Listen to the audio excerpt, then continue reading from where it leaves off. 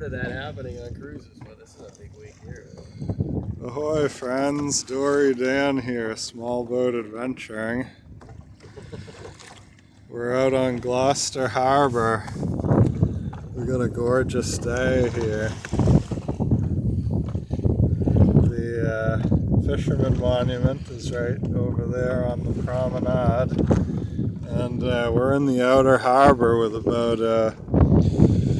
15 mile an hour of breeze. And yeah, near perfect conditions.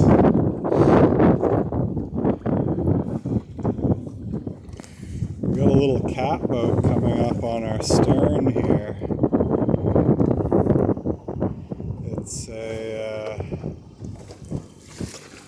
It's a local design that was popular in the Annisquam River back in the 1930s and 40s. I'm trying to remember the name of the cat. Fish class cat. It's a little hard chine with it's actually got a triangular sail Marconi rig. Yeah. Yeah, very interesting. They were famously built on a concrete mole, which was like high tech at the time. So each boat, each piece of wood fit into a socket in the concrete. And so they were supposedly very uniform in design that way. So it's sort of like the mold that the whole town built their canoes on. Oh really? Was that concrete too? It was wooden, but then it had steel straps. Oh, okay, and that way they didn't have to buck the nails. Yeah. They would go in and hit the iron and turn nails. themselves. Yeah, they were mass producing. Yeah. And they still have those. There's some shop that you can still buy one of those wooden canoes if you want. Awesome. They had a few of them. If you ever go up to the Old Town store in Old Town, Maine, yeah, they'll have some like in the back. They come inside of a giant cotton sock. Really? Yes. The canoes or the yeah? Okay, all right.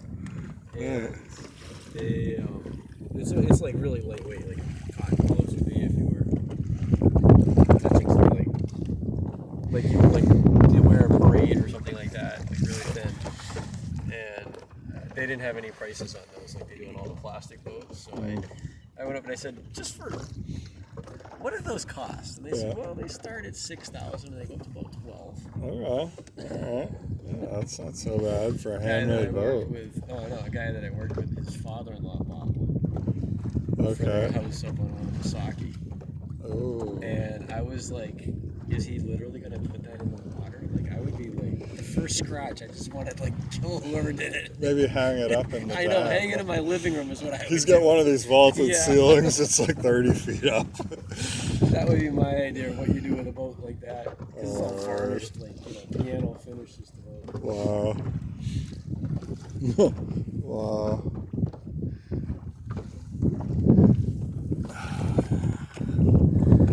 Here's the adventure. Coming up on our port side. Starboard side, sorry.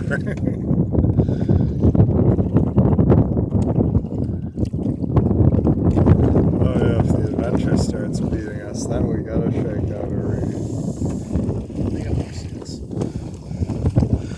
We can't be beat by an old fish wagon. Wow, what a gorgeous vessel. Here's hosting. Oh my gosh, what a beautiful boat. Yeah, this may be one of their, they have sea shanty sails.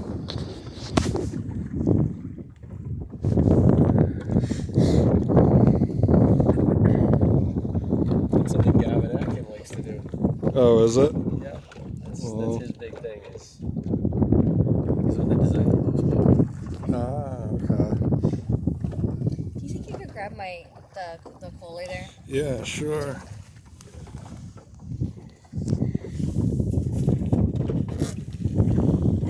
Thank you. He doesn't so much look like he is on the boat. He goes to the pubs and does the shanties. Really, that's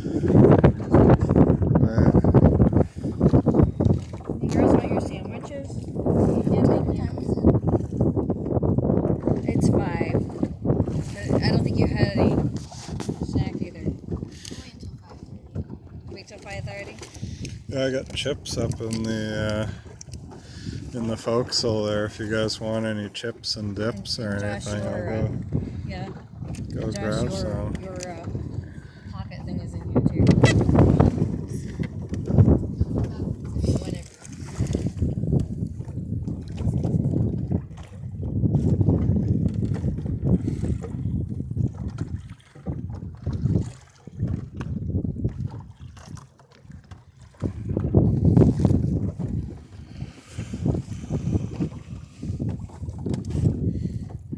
Whenever. Poor seaman taking pictures instead of minding the boat. Oh my gosh. I'm the one learning the tiller. You thought you were coming out for like a leisurely cruise, sail. Little did you know you'd be put to work. Did you do it last year too? Last year I did the rowing, and then he was back sitting steering. Oh, that's right. You had to row because there was no wind. This year he pulled me to work. Oh yeah, He's we ended taking- up rowing around the harbor in there, didn't we? Got a little wind. Yeah. Oh my gosh, not like this though. This is This is perfect. beautiful. Any stronger, the girls would be screaming. Yeah, good thing we got the reefs in. Bouncing across the waves. Oh my gosh. Yeah, we'll have a nice run back into harbor. Broad reaching the whole way.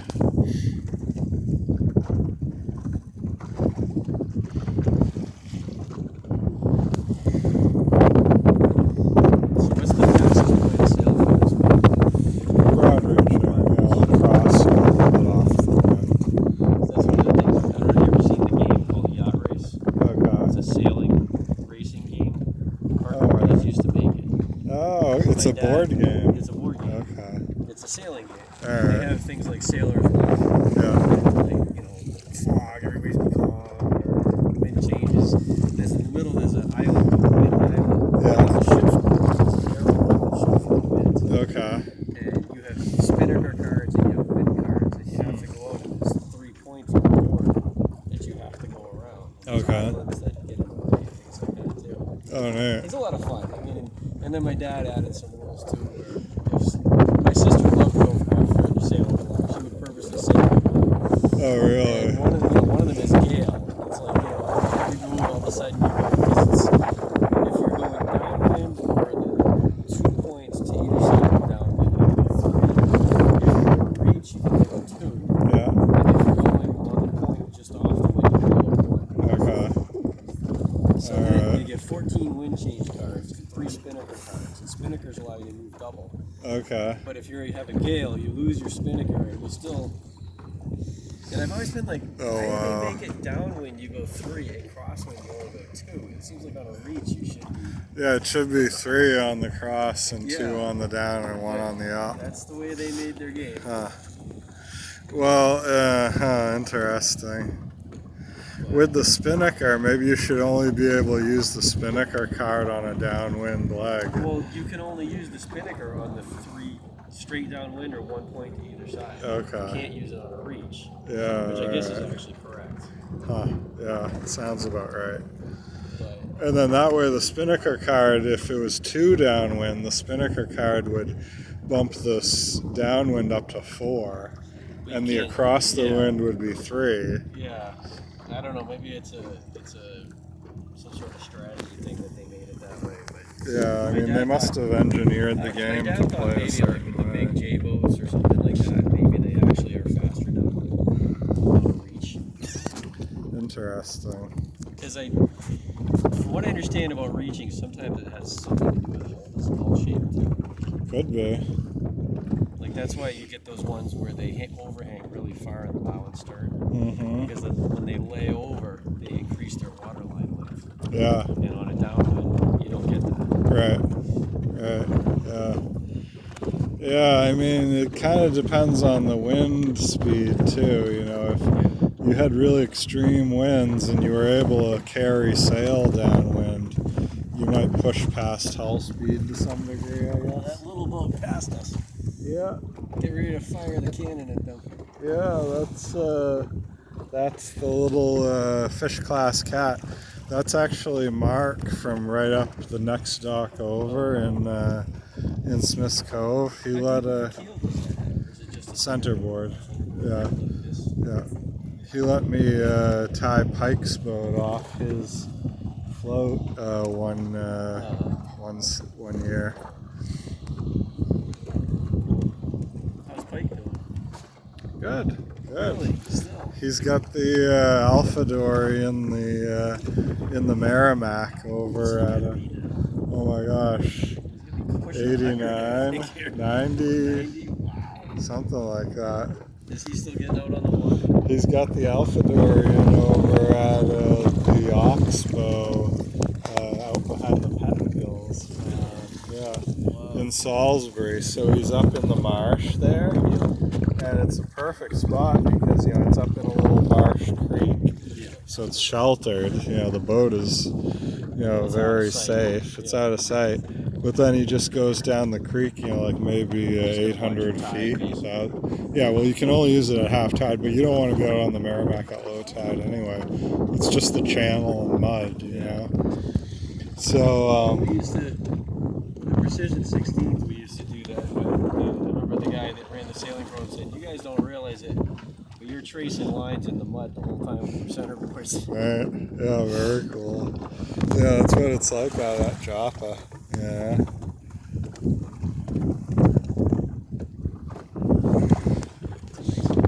Yeah. How long is this?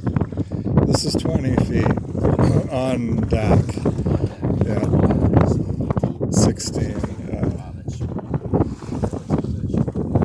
Well, yeah, I mean, 16, 17, 18, 19, 20, 2-foot overhangs. You think how far? It is a dory. Yeah, because our dories were like 12 feet on the bottom. Yeah. So, yeah, it seems short anyway. Well, it's like what I discovered with my kayaks. I've decided that from now on I'm only making 14-footers. Yeah. Because with the foam it's so lightweight. Yeah. But with a Look at 14-footer you can make it a tandem or you can paddle it solo. And there's no difference to the paddle. There goes the Adventure. Yeah. She's under full sail. Oh.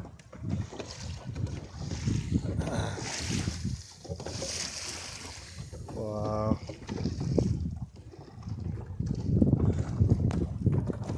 Oh, and here comes Harold's other, not Ardell, the other one. I'm trying to remember her name now.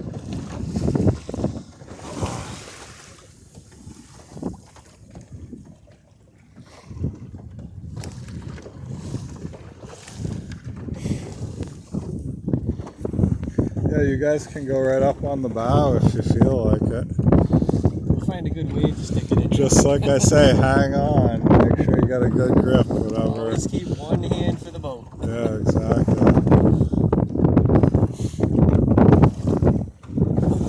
One time with the sailing program, usually it was 3 other young guys all wanted to sail as fast as heeled over as possible.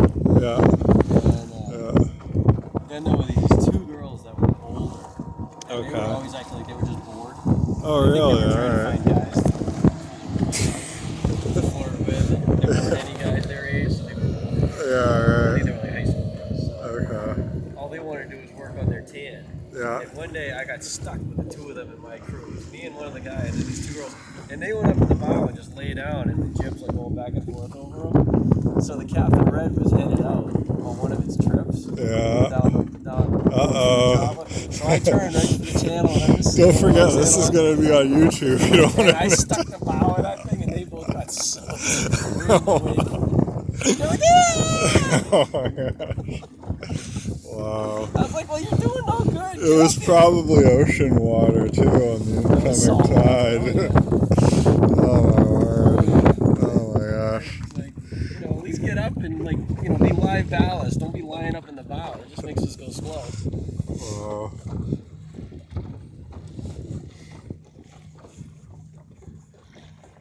But yeah, my sister did it as well. Yeah, we're getting out towards the breakwater here now. We're making good time.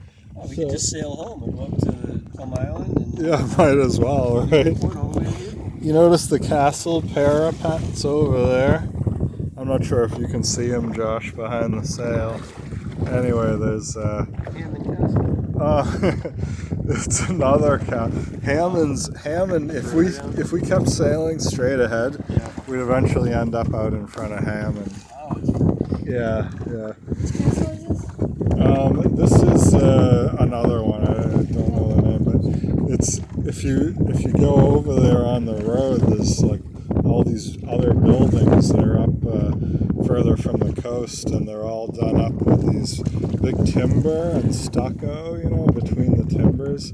So it looks like these old English homes and whatnot. Elizabethan type construction. Yeah, it's quite a place. Something with a big sail on there. Oh yeah, big yacht out there. Apparently black is the new cool thing for sails. Yeah, carbon.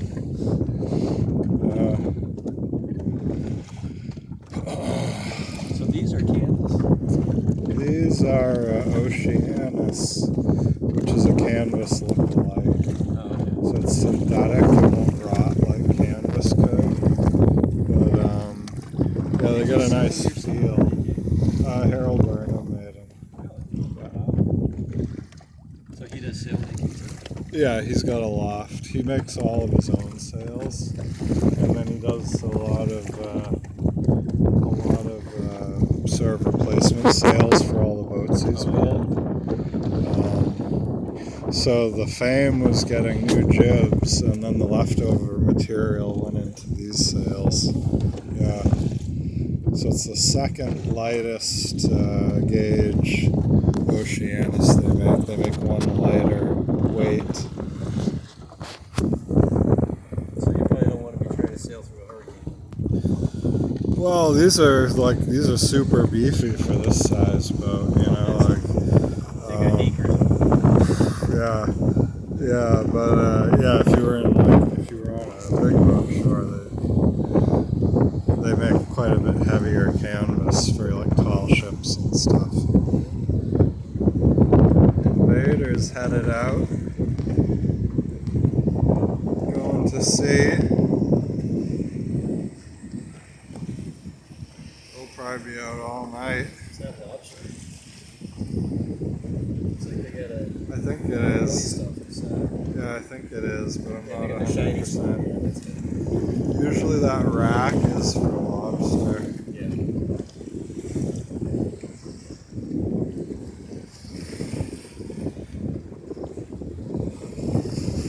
And the open transom too.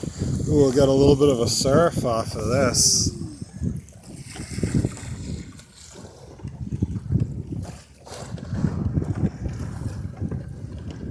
I think dories float like corks. Oh my gosh, that was it.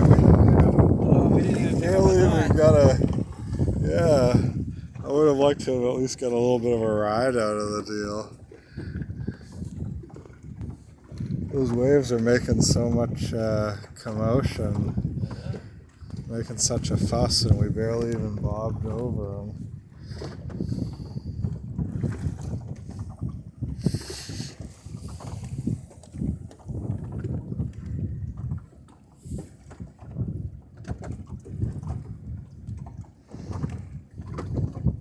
I actually took one of my 14-foot kayaks and I went all the way up to the breakwater from the back around.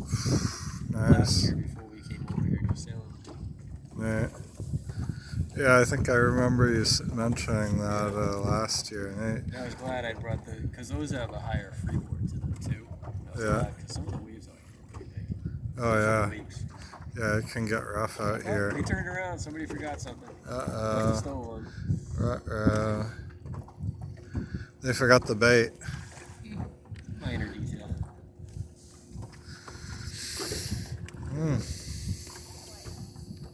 That's a lighthouse.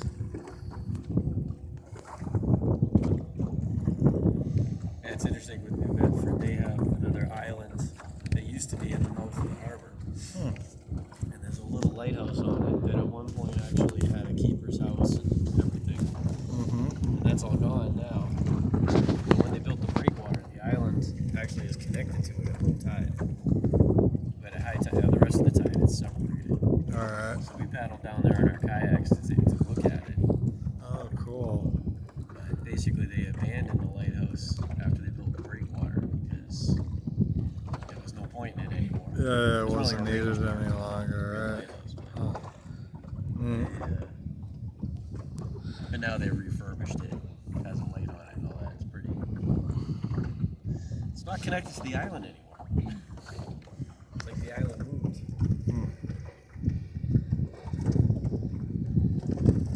Yeah, coming back in for some reason. That's it.